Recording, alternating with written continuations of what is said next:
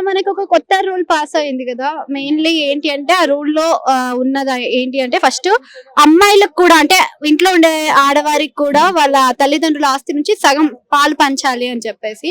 అలాగే ఇప్పుడు ఎవరైతే జాబ్స్ చేస్తున్నారో వాళ్ళ శాలరీ నుంచి తల్లిదండ్రులకి 18% కట్ అవుతుంది వీళ్ళకి తల్లిదండ్రులకి అని చెప్పారు. ఈ కొత్త రెండు జియోలు మీకు ఎలా అనిపిస్తుంది?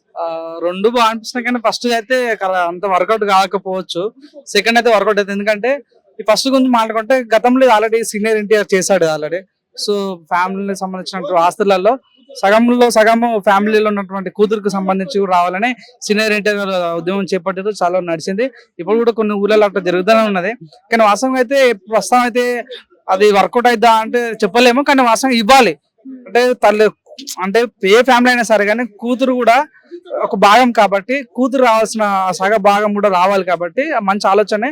కానీ ఇప్పుడు అయితే ఎవరు దాన్ని పాటిస్తలేరు. పాటిస్తే బాగుంటది. మీరు అన్నట్టుగా చట్టాలు జీవోలు పాస్ చేస్తే బాగుంటాయి కోరుకుంటున్నా. కానీ ఇప్పుడున్న జనరేషన్ లో అదంతా వర్కౌట్ కాదన్న ఫీలింగ్ వస్తుంది. కానీ రెండో విషయం మాట్లాడుకుంటే ఈ రోజులలో అంటే కనీ పెంచి తల్లిదండ్రులకి మనం పెద్ద అయిన తర్వాత ఎంతో సాధించిన తర్వాత సో వాళ్ళు ఇచ్చిన ఆస్తిని మనం వాడుకున్నా కూడా వాళ్ళని అసలు చూడలేకపోతున్న ఈ రోజులలో కూడా సో ఈ టైంలో గవర్నమెంట్ కరెక్ట్ చర్య తీసుకొని 18% ఉన్న వాళ్ళ శాలరీలు కట్ చేసి పేరెంట్స్ కూడా మనం చాలా గొప్ప విషయం. అది నిజంగా ఇటువంటి మంచి పనులు చేస్తే నిజంగా ప్రతి ఒక్కరు కూడా ఆసరాగా ఉంటది, అండగా ఉంటది, ఎంతో సాయం చేసినట్టు ఉంటది. కాబట్టి నాకైతే చాలా బాగా అనిపించింది.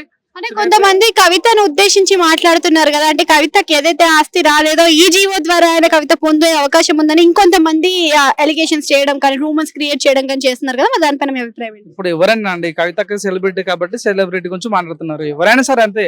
సో అంటే ఇప్పుడు కొడుకు కూతురు రెండు కళ్ళు అంటారు తల్లిదండ్రులకి. సో వాళ్ళ కొడుకు ఎంత ఆస్తి వస్తుందో కూతురు కూడా అంతే ఆస్తి రావాలి వాస్తవంగా. సో ఈ చట్టాలు అప్పట్లో గతంలో ఉండే కానీ ఇప్పుడు లేవు. సో వాటిని సక్రమంగా సరిదిద్దుకుంటే మాత్రం చాలా బాగుంటది. సో వాళ్ళ కవితకైనా సరే ఎవరైనా సరే కానీ సో అటు వచ్చిన కూడా కవిత గారికి కూడా చాలా అద్భుతంగా తన వాట తనకు వస్తుంది. సో చాలా డబ్బులు ఉన్నాయి కాబట్టి వస్తాయి.